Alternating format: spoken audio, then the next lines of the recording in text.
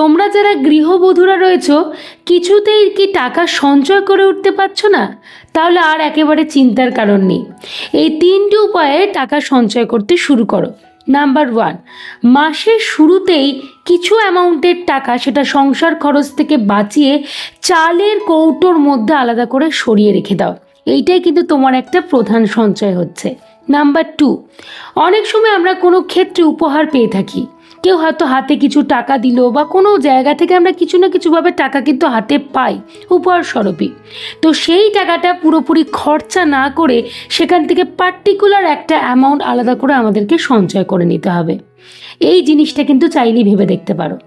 এবার নাম্বার 3, আমাদেরকে একটা ভান্ডার সিস্টেম করতে হবে।